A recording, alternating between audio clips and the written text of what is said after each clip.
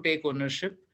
And I just like now there is a phrase which we use. I was hoping to keep it till the end, but now I just want to bring it up first. Is that don't worry, if you're from DICT, you will do well. Whenever somebody from DICT joins Sears, this is the onboarding line that our team seem to tell them. Don't worry, you're from DICT, you will do well. So, as I said, it's an absolute pleasure to have an opportunity to speak with you. I'll be hoping that we also get a chance to interact with some of you. But yeah, lovely. Thanks for spending your evening with us. Sure, Ankit. We can have maybe a 10-minute session later into the show where you can invite, few of the folks and we can have a live Q&A actually. I think that would be really interactive and nice. Ankit, throughout your college, taking you back to IIT Madras, or no, let's go back before IIT Madras. Let's put you in a BTech college right now. Given that most of the students are, have joined us virtually, they have not experienced college culture yet. A lot of the joinees today are actually from the first year who have not entered college. They have, just done the online boarding. They have given online examinations, have spoken to most of their friends over WhatsApp and, Zoom chats and Google Meet. How during these grim situations where, all of these, us being social animals, we are not able to interact, how do you make the most of this opportunity? If you could go back 20, if you could, take all your experiences and suppose I put you at DICT right now in the first year and every kid is, out there thinking like, why is my batch so cursed? How would you find optimism or some light to go ahead in this journey? Any thoughts on that? Yeah, so I'll probably give the answer from what I have now seems to work, and this is something that I learned during my time with Paytm, and I did have the chance to directly work with Vijay Shekhar Sharma, and what I realized is that situations are never good or bad by themselves. Our response is the key. The ability to basically get into any position and how we respond to it is actually our own calls, our own decisions.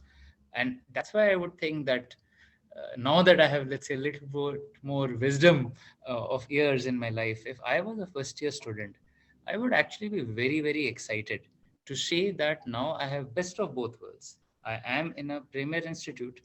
I can actually access a lot of resources and I can make new friends online. Most of you have anyway started making friends online. I can have access to professors.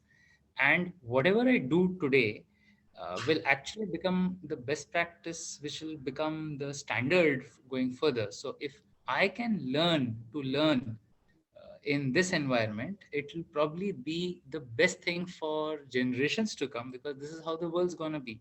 We always used to talk about how the old colleges and universities are not going to be around for too long, and now we finally are in that position where all the learning is actually going to happen with you guys controlling the show.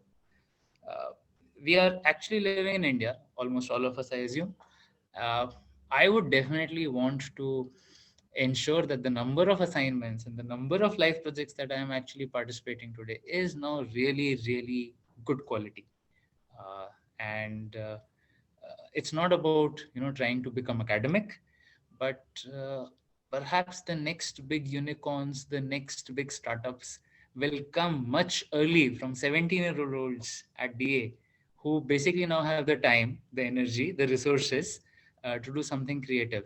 So we started talking about placements when we were recruiting last year, and we realized that the placement systems are broken. So I started asking folks, and some of very smart people had actually decided to build their own placement tools that would help companies come. So I just think that very good time for innovation. You don't have to now wait for you to get out of college to think of your startup ideas. You can just start straight away. Sure, Ankit, that really helps. Coming back to your college days, so DA has a very, very independent and open culture. Uh, Unlike a lot of colleges, we don't have a very stringent attendance policy also. I think this gives a lot of our students right from the first year to explore whatever they want to. whether it's music, whether it's coding, whether it's part doing, organizing snaps or anything like that. Hmm. You are very independent, very free to do what you want. But a lot of us also get confused as to and follow the herd mentality. Like, I'll give you a classic example. If three of my friends were joining a course, and I did not like that course personally, I used to go and join that just because my friends were joining. I want to take you back to your college days and understand, why did most of your time go in IIT Madras? Was it in classes? Was it with friends? Or how did you spend your time? So I'll put it this way: I was not as lucky as you guys. We did have attendance mandatory, 8%. Uh, the professors used to joke that 80% attendance, students make it as 20% absence mandatory. No student wanted to attend one class extra over the 80%, except for those professors who did not have attendance mandatory. But like I definitely feel that I mean, if I have to now, you're taking me back into time, a few years back, uh, I made the same mistakes like everybody else. I had this, everybody has this Baba friend, Gyan friend, who seems to know everything in life. So we were deciding which electives to choose, and I was not very good in some of those core civil engineering courses, like design of steel structures and design of concrete structures and bridge design and building design. But he told me that, Ankit, if you don't take some of these courses, we are supposed to be the best brains in the country for civil engineering, then who will take? That idiot got a D grade. I almost flunked. I got an E grade. I knew from the beginning that I should not have taken the courses, but I don't know why I fell for that trap and took that advice, even though my heart was telling that I should basically choose other electives. Uh, so, yeah, be careful of your Baba friends. They just have more confidence than you. It's not like they have seen any more life than you have. But what you kind of start to do is, if you start listening to your own inner inclinations, and then follow those instincts, you typically land in a better place where you're more comfortable and you can really excel. So after third year, I started to take courses in math again, because I used to always love math, and then I started to change gears. So I started taking courses in operations research, and there also then I realized that there were a lot of these computer science people who were really, really very, very top class there, and they had obviously done so many more courses. So then, uh, out of sheer spirit of experimentation, then I started taking sociology courses. So there was a department of humanities, and obviously my dad was a little troubled कि बेटे को IIT भेजा था, ये humanities कर रहा है वहां जाके. But then it was okay. I did a course in sociology, and that's when I understood that of all the batchmates that we had, a lot of them were geniuses when it came to math, numbers, and analytics. But I was fairly decent. I could understand the concepts of sociology, anthropology a little well, and the professor, she started liking my participation, and then I developed a course, an interest in the courses further. So I remember there was the seventh semester for me, in which all I did is basically study history. We had a blind professor, Veer Raghavan, and he used to teach us history. So by that time, in my like seventh semester, the project was not interesting for me. I had to obviously do it and run with it. But history is where I studied. So it obviously just became a natural choice for me to study. I probably need to diversify a little bit. I should pursue a course in MBA after that. While I mean, I don't know if you know about IIT Madras. Uh, 90% of the students wanted to write GRE and wanted to go out study masters in their branches. So even I wrote GRE, again herd mentality. So I paid money everywhere that everybody who wanted to take money from me, I gave them money for GRE courses and GRE exam. But then by the time I was in my final year, it was clear that I would branch out and I would pursue an MBA. We didn't have that many options. So this is quite a few years back. when Google was still not around. Forget Facebook and Instagram. So a lot of you will not probably appreciate that we didn't have access, we didn't have exposure to as much information as you had. So you probably just went and did an MBA blind, assuming that there'll be something interesting happening there. And that's my story. That's really nice. Uh, love the experimentation part. Before I get to experimentation in the next part, one good optimization, one good thing is, someone like you can actually get an E, be okay with that, and even rise up in life. I think that is a very big Uh, motivation. so Uh, I have a story for that as well. So I don't know if you mentioned that your professors are pretty cool, but we had those standard traditional professors as they are there. So I almost flunked in the last semester in one of the exams. I had an accident and I almost flunked. So then I went to professor and said, can we do a re-exam or something? IIT is a deemed university, so things can happen as the professors wish. It's an autonomous institute. The professor said that, but why are you in a hurry? I said, no, if I extend, then I cannot join my IIM Lucknow, and I will miss the chance. I miss a year and everything. And he said that we have the greatest facilities in this institute. People are dying to get into this college. Why are you in a rush to leave? Spend one more year with us. Huh. And while I hated that line that time, because like all my friends were leaving and even I wanted to leave and get out of the institute that time, but that's when I understood that even if I had flunked, I would have probably spent one extra year in a place which was probably the best years of my life anyway. All engineering colleges are the best years, and I would have loved it.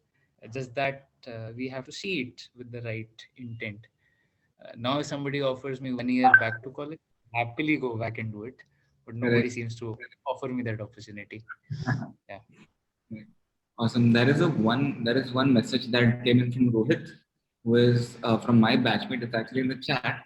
He Oh, asks that what it's Rohit, yeah. that, So Rohit asks that while it is very important for us to go to our lectures, understand engineering, and understand all our subjects and courses, how important is it to be active out of the class or out of the lectures? What kind of activities, Ankit, were you involved, say, out of classes? Singing, dancing, sports, any extracurriculars? so I don't know if this is how it works in your generation also, but if you are in a basically a classroom, and we used to have, I mean, sometimes you had classes with 60 people, and some of those popular courses like engineering design used to have 240 people in one class. Okay. So, like the professor used to basically be probably a kilometer away, and there was just very little chance that you could really participate in all the classes. And especially if you are not going to be, let's say, some of the top students who does all the assignments very diligently and becomes the professor's favorite and all, what you typically try to do is you find your own calling outside the classroom. So obviously I did that. uh, I did probably everything that the college and the institute had to offer. So I stood in elections, I campaigned, I lost badly. I thought I was very popular. Like everybody was my friend. That was my worldview. So everybody is my friend. Everybody will vote for me. But then I realized everybody has other friends also who they want to vote. So I think I did that smart choice of trying to get into politics and then burning my hands there. Uh, the other thing that was obviously happening is, and which is what I kind of cherish the most, is that we were a very strong unit as a hostel. So all of us used to identify ourselves more with the hostel than even our branches, and that was the trend in my campus at least.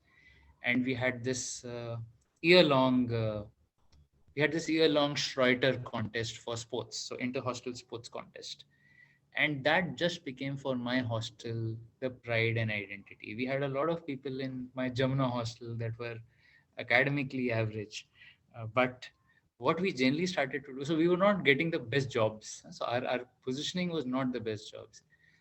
We were also not the most handsome boys.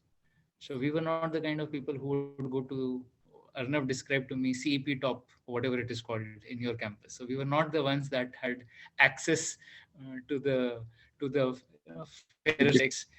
We didn't bikes. We just had nothing like that. But sports kind of became our uniting force. So just thinking about sports every day, ensuring that the football team has the right players. I I remember that in my second year, my seniors told me that Ankit, you take the left flank and you basically play the left finger. So I developed my left foot kick. I'm a righty. But for 2 years or 2.5 years, I just practiced my left kick. So till date, I can kick with my left better than I kick with my right. And we lost my football match, but I think we won the overall contest. And that was something which I am very proud of because, and I'll tell you why it's important. Because it's not important to excel at everything, but it is important to excel at something, so that we just know what is it that it takes to win. If you kind of clear your formula of how you will win, then whatever is important in your life, you will keep figuring out that same formula. So academics is a great thing if you can be active in classes, if you can essentially engage and get a lot of wisdom and knowledge out from those hours that you're spending your time and money on, great. But the important thing I'll still say is that ability to excel at something so that you know what will it take for you to win, and once you get that, you can repeat. Ankit, so according to you, experimentation is the real key to having really utilized those 4 years. Is it? As in, apart from class, really experiment, go out, speak to people, uh, do elections, organize synapse, maybe build an NGO, or just experiment each and everything at least for say a year. Is that recommended to students? So I think whatever floats your boat. I think everybody is kind of different, Arnav, in that way. I meet my nephews who are 7 year old and they already know that they want to become automobile engineering. They want to do an automobile engineering. I don't know how they know it, considering they're 7 years old. For me, I'm still searching. I'm much older than you guys, but I'm still searching for my calling. So for me, the process of exploring both, spending time with myself, thinking, and then trying out a few things is just kind of my way of living. Of course, some people kind of get very good clarity, and then they should pursue that relentlessly. So they don't have to experiment in hundreds of things, but they can go deep in one.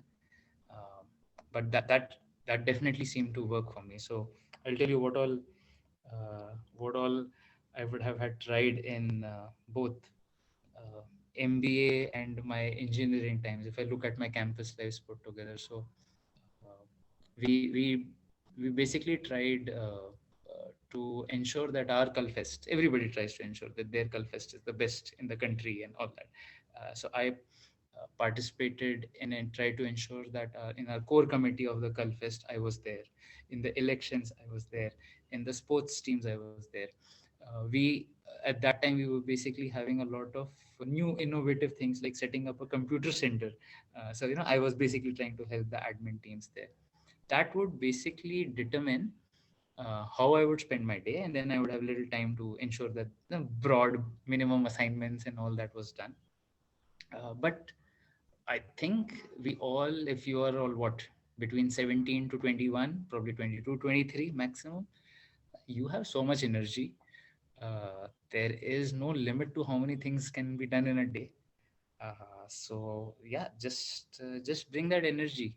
Uh, I just think that even if the direction is not right, if the speed is there, that's okay. Yeah, the direction can be figured out. There are a lot of wise people to tell you what to do, what not to do, but the energy needs to be there. Yeah. Sure, Ankit, that really helps. We have another question again from yeah, this from Ujas Cricket. He asks us that, and Ankit, I know you're pretty humble. You will never. I I will show off if required. Tell me. Yeah. He asked I'm us that what is one special quality in you that you find differentiates you from someone else, or the herd, or whatever it is, something that really differentiates you. And it can be a skill which you can develop, or it can be an innate ability which you have born with. What do you think? So I am very talented, guys, because Arnav has asked me not to be humble, so I will not be humble. I am very super talented. Uh, but honestly, now that I have met so many people, I know that I mean, forget people. These days, every phone I look, I'm impressed with those phones, and they have things which I couldn't have imagined. So people obviously are much more special.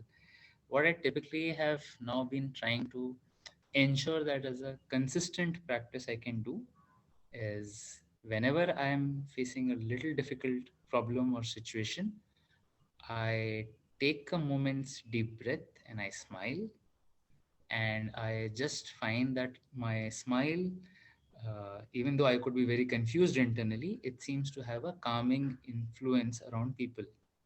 So this is a huge skill, especially if you're living in Delhi, where there are accidents happening every day, and everybody gets out of their car instantly and wants to blame the other party that tune mara hai.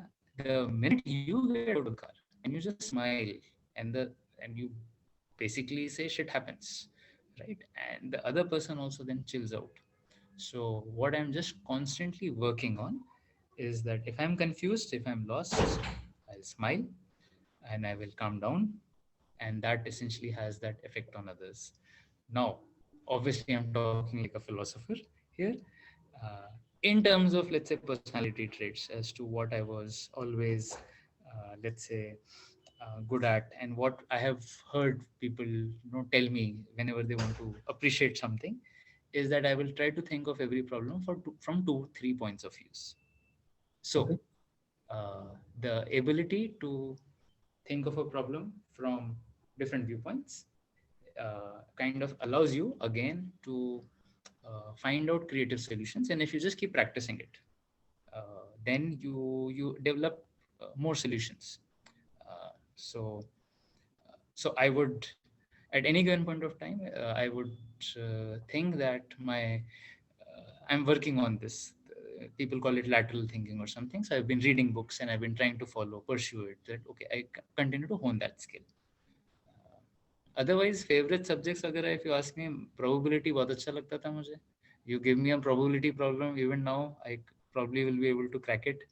Uh, if there is anything that is happening on numbers and all, so my Twitter feed, I will try to follow anything like which is around numbers, and also I just take interest in those things, but that is just interest per se. Yeah. Sure. Ankit, one question of probability I personally have for you is what is the probability that we hit all our targets at Sears this year? Okay, so we have now made this into a work meeting. So, guys, Arnav and I work in the same organization. So we generally don't have these kind of open-ended, fun-flowing, free-flowing conversations. But yeah, this Saturday we want to hear from you, and we do not want to discuss work-related conversations, Arnav. I'm sure. Uh, Yes, sure. Another good question someone has put in the chat. This is Anirudh. He says, how important is self-branding or personal branding for a college student? How does it affect your career? Say you're writing on LinkedIn or you're speaking with people. How important is branding when you're starting out your career? So I think that question should be for Arnav Saha. For those of you who have not started following Arnav Saha on LinkedIn and Twitter, probably Arnav is a better example than me on this topic. I just feel it's not about what others will think of us. So it's not about what our attempt at branding is. It's just that if you have the ability to write down anything, that's a great ability. Okay. How many of us essentially spend time on apps like Instagram? I know I am to be blamed myself. So most of the time, if you notice, you're just consuming. You're consuming. You're basically seeing what others are doing. You're reading what others are doing. You're basically consuming. Producing takes a lot of effort. it is like a painful exercise. If somebody is asked to write a document, one page on any topic, it will, it basically fries our brain. So Indians are also then quite notorious online, at least in communities, that we would just want to go to forums and we would want to read stuff. We don't like the only thing that we put is basically war comments against political parties or Pakistan or things like that. So if you Correct. are in any position to produce content of any kind on any platform, it could be your photographs that you basically think that express something, it could be blogs. So that is important. If you continuously do that, you will get a great brand built automatically. But the challenge is that are we uh, so this is fun. Chetan Bhagat does this. I don't know if Chetan Bhagat has also visited your campus already. He likes to give talks everywhere. So Chetan Bhagat says that if you go to a classroom of third standard, like 7 year olds, and ask them how many of you are artists, the whole class basically raises up their hand. If you go to a corporate world, if you go to an engineering college and say how many of you are artists, then less than 10% raise up their hand. So somewhere we lose that artist in us, or at least the confidence that we can create something. And I'm just quoting Chetan Bhagat. I'm not a big fan of his otherwise, but yeah. So please create things, be present, be vocal, but you don't have to do it on social media and shout at others. You can just write what your heart feels. Sure. Whenever we have to vent out, now at our age, we basically start writing proposals for clients. That is where we end up showing our creativity. So you can show your creativity in any place. We write, we don't have capabilities at times, and we know that we can build those capabilities, but the client needs a presentation tomorrow. That's our creative writing. Then that happens. Yeah. So can be Sure. creative anywhere.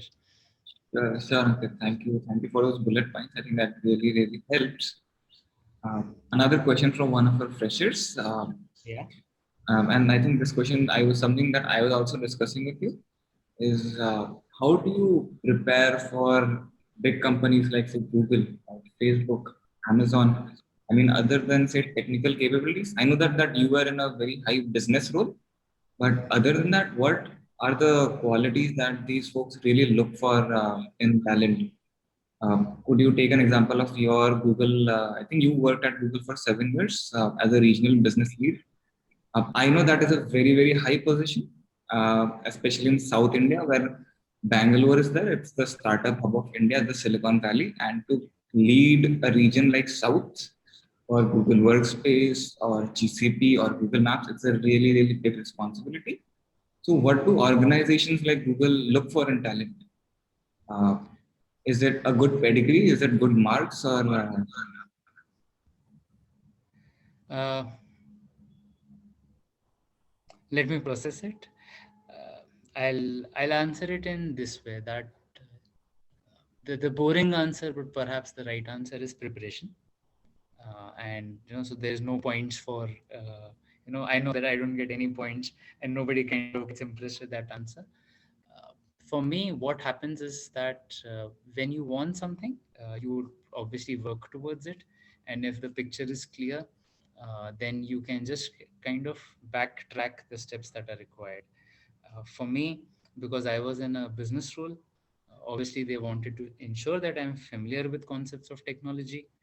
But what they also wanted to check is how will I handle different situations, how I will come up with answers on the spot, how I'll be as a brand ambassador, because you're a very small team at that point of time. So you kind of become the face of the company, when you're actually out there in the field.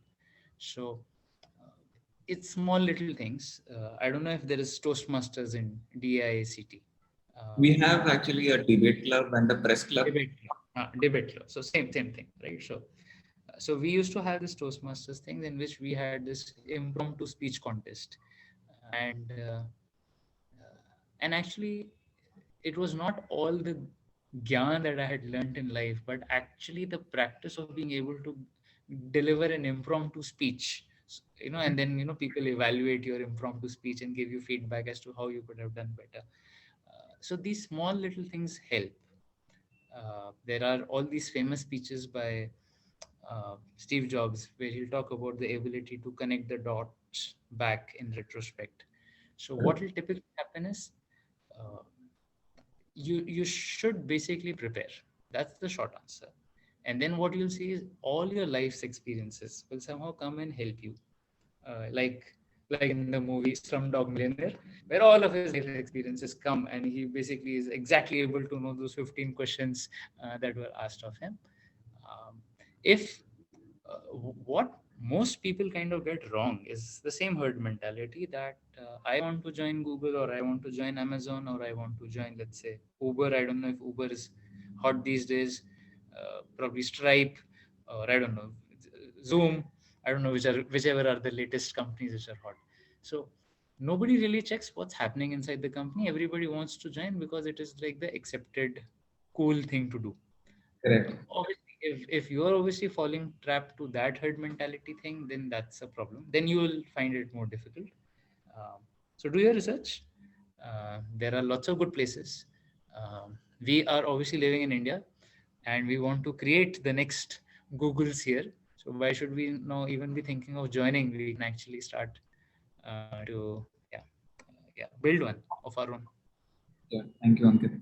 There is one question from Urmik Makani actually. He asks us, I think you've already answered this. How difficult is it to change your majors after graduating? Urmik, I think Ankit had already answered this. I think you had taken a sociology course So at I IIT. everything is possible. The way the world works is that they'll keep stereotyping you as you get older. So Urmi, Correct. if it's good, if you think it's difficult now, it probably will end up looking more difficult to you later. Uh, I am one of those people who uh, like doesn't mind getting a no or a rejection or a failure now. So I remember when I was at SAP and I was thinking of changing jobs. I was doing so I also applied to NASA. I went to NASA website. I am not an American citizen. I don't know how it works, but I said okay, I will apply to NASA. They had a project manager role, and I said okay, we will try. And obviously I got a nice rejection letter. Sorry, your skills don't match, uh, which which is likely. I mean, I didn't expect anything better than them, but all you'll face is that if you can keep searching, if you have not found your true calling, you should definitely change. There are these jokes, right, that come on WhatsApp. In India, we first become engineers and then we figure out कि करना क्या है जिंदगी में. Correct. Correct. If you are also one of those people कि पहले engineer बन गए और अब figure करना है कि क्या करना है, तो figure it out. First, you become an engineer, and then you understand what you really want to do in life. So we yeah.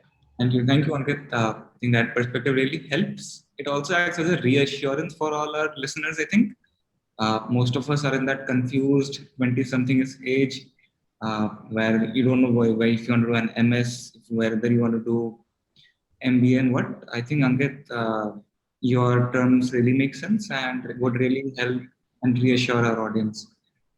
Sure. Thank I mean, you. I'll put it this way that that's why I use the word that I'm still searching. I didn't say that I'm still confused. Correct. There are two different. There are differences. Okay. It's okay to not know, but uh, one should not basically be clueless and be doing nothing about it. So, what we often face from youngsters whenever we are interviewing them. So, in the last 1 year at CS, I probably would have had the chance to speak to around 1,000 engineers as an interview process. So, 1,000. So, I have my data set of around 1,000 people that I have now spoken with who wanted to apply for, let's say, jobs and wanted to start their career in AI or technology or cloud consulting and things like that. Uh, so you know that they might not have figured out what they want to do. But if they were confused and did nothing about it, then that is not very impressive, right? Okay.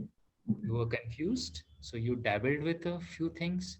You still did not find it, so you dabbled with a lot more things, and that's okay. but you were confused, so you let your academics suffer. But you also then did not do anything after that in terms of pursuing anything and becoming excellent, at least in the drawing and painting that you love. Then that kind of is a disappointing conversation with the youngster, because because then you do not know how to help them, right? So Correct, correct.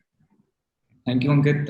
We'll take a slight variation from discussing about college and our journey, slightly taking you to the tech world where you spend the most amount of time. yeah. How does the future of technology, how does the future look like, say, from an ML, AI, or a cloud perspective, from a technocrat perspective overall? So that our students, mostly our students are into coding. Everyone is almost interested in ML, AI, cloud. They have a brief understanding of algorithms, data structures, and everything that goes into coding. So how do you look at the future from a business standpoint, from a very technical core standpoint? What would be a few technologies that would be good to have in your skill set uh, to probably leverage in the future? What would a few of those be, Ankit? Sure. So let me kind of answer it this way. So I read this line again, and I'm quoting somebody who I've forgotten, that a developer today, an engineer today, herself or himself, has access to resources that a CEO of a Fortune 500 company had in 1995. Okay. So the thing that we kind of have to first appreciate and understand is that we probably, with our access to knowledge bases that might come from the Wikipedias to whatever Googles of the world, to the access to computing power that we have, to the foundations also that have been generally built on tech.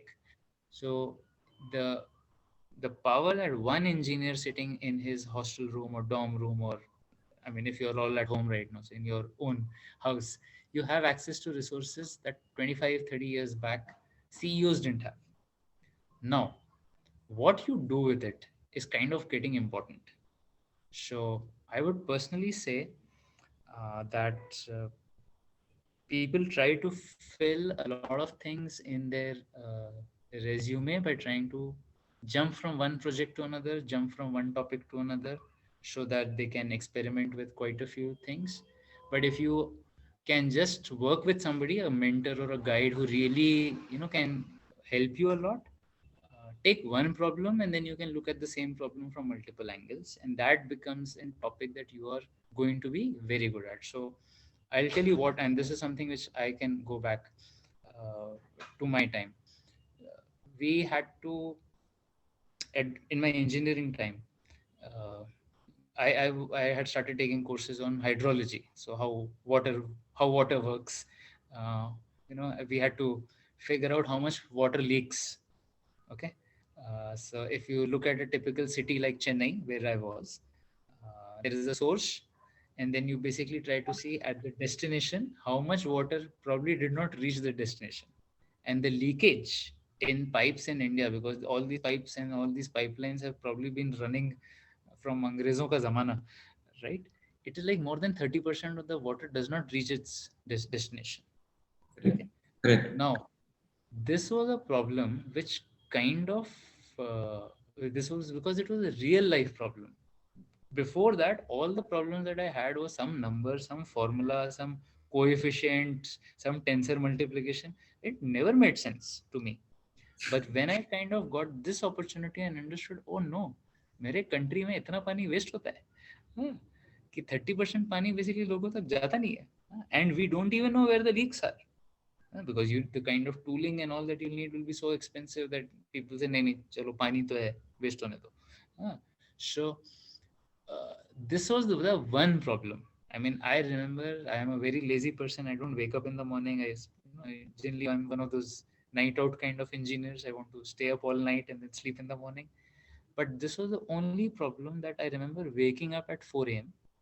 And then we used to have our cycles that time, and then we would basically have our measurement equipment, and we basically, like, we didn't know much, so all that my professors wanted me was to go measure the flow of water in different parts of the city. So Okay. so I was not doing very intelligent work, but I was still doing it very passionately because the problem that I kind of discovered accidentally was something that was interesting, it was real. So, the same thing in tech. If let's say you're coding and if you're basically trying to make an app or make a, so we obviously get obsessed about, okay, we have to learn how to code and we have to figure out how the uh, code snippet should work and how would, let's say, the APIs integrate and all that. But generally, if you focus on the problem, Correct. I think you will do better. The technology is the tool, it's the hammer, and you can obviously get very good at hammering, but if you don't know what to hammer, then that's a problem. So I would just personally still believe that please follow things, I mean, get to the problem. So let's say if you decide that I hate how Zoom works and I hate how it is still not going to give me any personal experience that I used to have when I was in the classroom. Uh, so you don't have to start building a video application to compete with Zoom. What you have to do is to study the problem much more, that what am I really missing?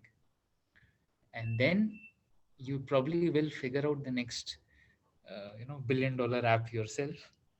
Coders to mil jayenge, your friends will help you code. If you've seen Social Network, Mark Zuckerberg would get his friends to code for him. You need to know the problem. Correct. Correct. Thank you so And much, for Ankit. me, I've Yeah. noticed, I mean, I can give more examples, I can keep talking, because during my MBA time also we used to find projects which would just kind of appeal to us. So the project that we kind of pursued, because we were doing marketing at that time, was why do uh, why do women buy Fair and Lovely? That was the project scope. Okay. So what we started to do was to figure out what is it in our society, what is it. So this is quite early. Huh? Now, obviously, Fair and Lovely and all are all taboo things. So there is a lot of consciousness, and it's all changed. But 2004, Fair and Lovely was doing very good sales. Okay. But what we did, and I was in Lucknow that time, so we started interviewing people as to why they apply Fair and Lovely. And then obviously girls would not talk to us, because if you approach a girl in Lucknow and ask her a question ki didi aap Fair and Lovely lagate ho, she obviously would run away in another direction. And the big insight that we got in Lucknow is that most of the Fair and Lovely is applied on cows. Okay. So the sales of Fair and Lovely is not really for people. Apparently cows have very soft feet, so Okay. they get bruised when they walk. So essentially, as the balm for them, most of the Fair and Lovely that was sold in Lucknow was by people who owned cows, and it was applied on their feet. Okay. So, which is something which I felt is a master stroke by Fair and Lovely. Continues to brand it as some cream, but it was basically being used like a cheaper version of Vaseline available, because the price point used to be lesser. Correct. So you discover these things, and if you kind of discover some of these things in life, then you just remember them after 15 years as well. Of course, I don't remember anything around civil engineering now, but I remember these projects well. Yeah. Thank you, Ankit. I think these projects really make a lot of difference in our lives. I personally was associated with Professor Anil Bush. Most of the students here know him as a dean of students. Hmm. Uh, I probably also don't remember algorithms or data structures. If you give me a worksheet, I'll probably fail. I'll fail very badly. I'll get an E on that paper. But if you ask me what kind of research I did, which was also very technical, we worked on ISRO related projects on satellite and all of that. And I think I would really score 100 on that. I think being passionate about problems is really important. And I think finding problems, discussing with mentors who can actually help you find those problems sometimes, and even give you that perspective to something like that really exists. And a lot of times we don't know that as such exists karta hai ki nahi. But I think speaking with professors or even your friends who are with the mentality of problem solving and not coding mentality, I think really helps. I think once you are good to go with the problem, you automatically find people to hold hands and basically code it. or devise a technical solution for it. I think, yeah, So I mean, I have full respect for actually good programmers. Just that I can tell you that this statistics came when people were trying to figure out what makes a great programmer, and let's say why in Silicon Valley some of the best applications that the world uses come out. They figured that a programmer in any of the companies in Silicon Valley codes for less than 7% of their time. okay, So you have a full-time job as a programmer, you're expected to code, but they actually code for less than 7% of the time. The other time is really trying to figure out what to code. Okay. And that is something which in a lot of cases, then when we start seeing companies in India, they're just coding features, and features are getting added, and it's all jumbled mess. uh, correct, and if just remember, I mean, sometimes it's easy to remember numbers, but the engineer in Silicon Valley codes actual time on his IDE console is less than 7%. So that's something which, if you kind of keep in your mind, then you'll probably try to figure out what is the best thing to do for the remaining. And they're not being lazy, just that they're trying to figure out what needs to be done right. correct. Code is That really helps, Ankit, building a problem solving attitude rather than a feature building attitude, I think. Starting from the core, that really helps a lot. We're sure. almost coming towards the end. Yes. I promised the audience that we have 10 minutes. I think we can have a quick 5-minute interactive session with anyone in the audience. Please feel free to unmute. Synapse team, can we have them as spotlight as well? If anyone wants to speak, Yeah, sure. just message me and we will bring you on spotlight. You can ask Ankit more tough questions and we're happy to answer them for us. Actually, I was also told that you'll have a lot of fun events lined up. I don't know if that Rahul Subramaniam character has already come, but I saw his photograph somewhere on the Synapse page. I don't know if it was this year or last year. So I don't know if they're blocking you all from actually jumping to the actual sessions. Uh, so yes, let's see Sure. if there are questions. Sure. Otherwise, you're on mute, but you're somehow in the spotlight now. I can't see Parit in the spotlight. Hmm. Anyone who wants to jump into the call, please feel free. It's a very open forum, I think, and it's an excellent forum to get your questions answered from an industry expert. I personally, I think I've had in the past 1 year, this is the maximum time that I've interacted with Ankit out of office. At office, I get 10 minutes with Ankit, and Ankit says I have to go. But I think during this time, this is the maximum time that I spent with Ankit. So I think this is an absolutely fantastic opportunity. 5 minutes to spend with a senior leader. Please feel free to message me your questions, or we can even bring you to spotlight. I do see a question here which we haven't taken, that is Okay. there a case that in India the startups are low and the startups just fall apart in a few years' time? Is there anything missing? Uh, Prarthi, I don't want you to, have this heavy heart and feel that there are very few startups in India or that the startups are failing. I don't think that data will kind of support this observation. We have quite a few startups in India. I think in terms of just tech product startups or something, that there would be around, NASCOM would list around 23,000, 25,000 startups, 45,000 in some years' time. So I think there are quite a few people who are starting up in India. And so they, I think we have a very good startup culture. We have you should note, you should see, I mean, we also work with Europe. I also happen to visit Canada. यार उनकी country में सब कुछ है. They have no problems. They don't want food delivery. They don't want Uber cabs. They basically already are living a life which is so comfortable that there is no scope for innovation. There is hardly any scope for improvement. India में everything can be solved. and everything needs to be solved still. So I personally feel that there are yeah there are lots of things that need to be solved, and there will hence be a lot of startups. And the failure thing again, and I don't know how much time I have. Yeah. Startups are meant to experiment. They're about high energy, high momentum action.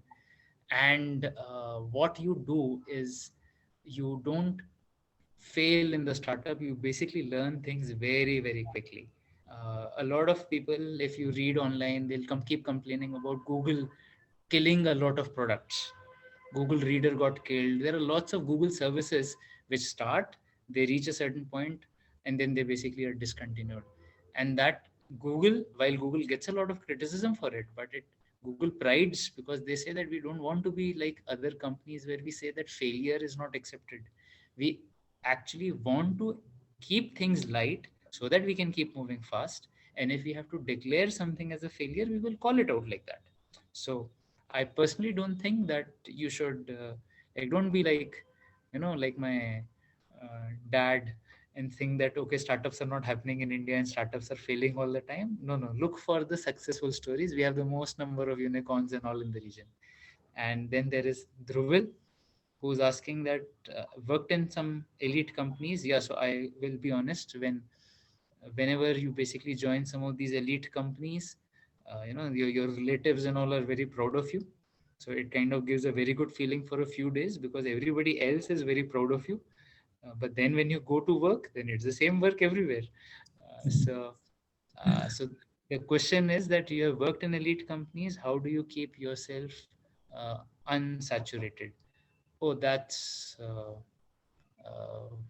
yeah, I don't think I have an answer. When I essentially feel that I'm not making an impact, then I kind of know that I should change. Sometimes what happens is that in large companies, I've worked in these companies which are pretty large, IBM and Google. What happens is that they have a lot of great people. And when you have so many great people all working together on the same problem, then you know that even if you were not there, these people would still do the job without you. So it's like yeah, when sometimes in the Indian cricket team ना, वो batting number 8 पे भी बहुत ही talented batsman होता है, but Kohli and Rohit Sharma ने ही runs बना दिए. So then you know कि it's okay, I will not play for India, then I'll go play for Sri Lanka. So that is what begins to happen. But it's good to learn from the Rohit Sharmas and the Virat Kohlis for some time at least when you're in these kind of companies. Uh, how do you know when you have to switch? Uh, you will know when you wake up in the morning. You will know. That's what I can just say. Correct, Like, correct. Ankit, we is it? have, we'll just take 5 more minutes. We have a hard 5 minutes. I think we have Rohit. He really wants to come onto spotlight and ask you a question. Sure. Synapse, can you please involve Rohit on the hot seat? I'm feeling like Yes, Amitabh yes. Bachchan, right? Involve. Can you turn on your video so I'll be able to add you on the spotlight? Okay, perfect. Thank you. Yeah. Hello, Ankit. Hello, Arnav. Thank you, Varta. First of all, Arnav, it's too good you're doing this. And also, Synapse, thank you for organizing like, such good thing. So, Ankit, what I want to know is, like after engineering, like I started looking for job, though I had a job and all, but I started looking for something which I actually love to do. And I want to earn through the things which I love to do. So this shouldn't this be the thing which students from first year should follow? I mean, they shouldn't be into the like proper I mean a similar way where everyone else does the same thing and you also does it because everyone else does. So, uh, so Rohit, I don't know if I fully, let's say, captured your thought there. There is obviously some merit in following the herd mentality, right? That's why people do it. It is like, I don't have the time to think. I want to just enjoy life. So let me basically play safe and do things which everybody else is doing, because all the people cannot be idiots, right? So I think that's what happens. That you live a life which is then a little suboptimal, okay, Okay. by following herd mentality and not trying to find out what you're doing.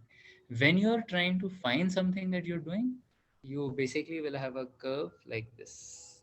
You'll go through extreme highs and extreme lows, and you'll be disappointed, and you'll find out that what you absolutely love, nobody even wants to pay you money for that. And what you absolutely hate is where everybody is making a lot of money. So you basically have this ups and downs. So all I would tell people is that as long as they're aware of whether they have found their true calling or they are still searching, they should just be aware of that. When you start pursuing, uh, the Western education system starts teaching kids when they are third standard, you know, like what you need to do, figure it out. Exactly.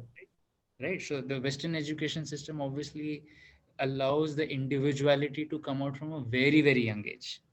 The Indian education system, for all traditional reasons and all, does not want you to think about yourself for till very late in life. Maybe sometimes they won't even know. They just go with the people. Yeah. I think so. Yeah.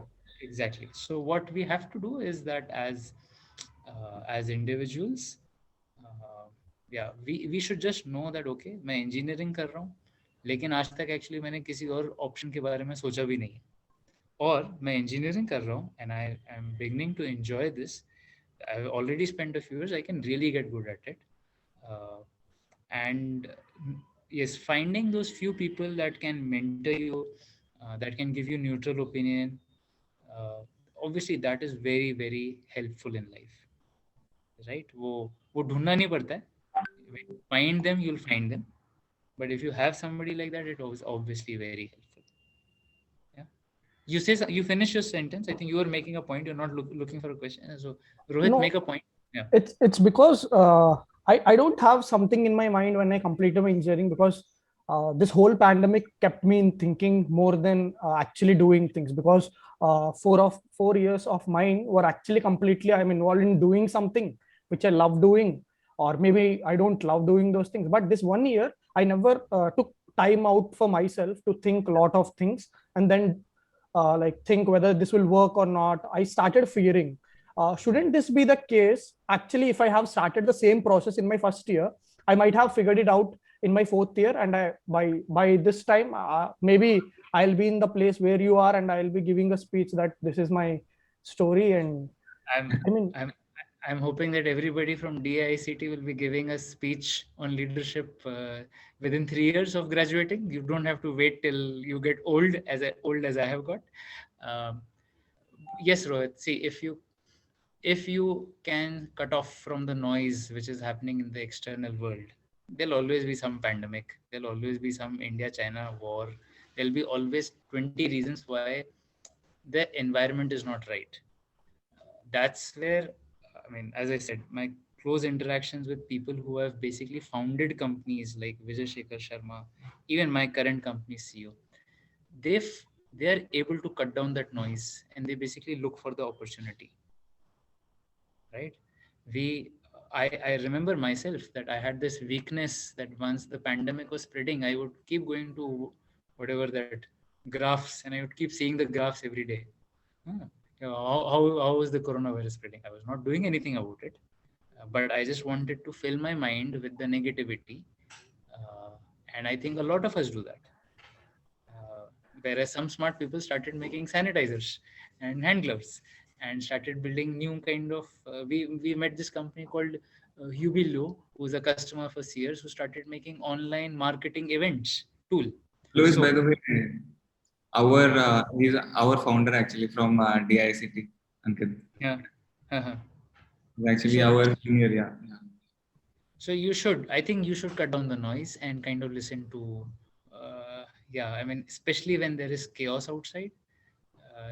Like when I graduated out of engineering, the biggest episode was that the 9/11 attack had happened, and US was not allowing foreign students to come. And we obviously were very disturbed with it. When you are graduating, probably the whole world is wondering, "Arey, pata nahi kya hoga economy ka." But it is the best time. Everything is now fresh start. So it's a good time, I would think. Thank you. Thank you, Ankit. Thank you, Arnav. I think we're already over time. There are some questions I would definitely appreciate the fact that on a Saturday, you guys are actually taking time out to listen to this. We can definitely connect on LinkedIn and we can continue the conversation there. From my side, Arnav, Parita, and everybody at Synapse, thank you so much. And I hope you really enjoy the evening. Thank you, Thank Ankit. you. Lot of value addition.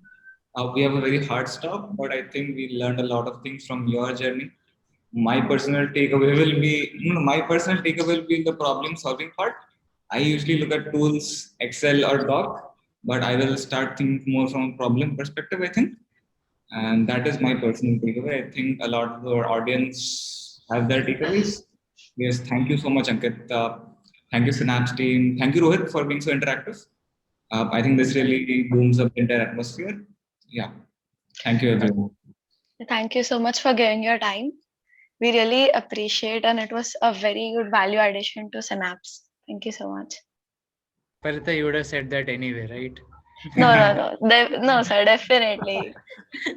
A lot of, even I'm getting texts right now from people who are saying ki, it is so good to realize that not everyone knows their niche and everyone is trying to find that right now.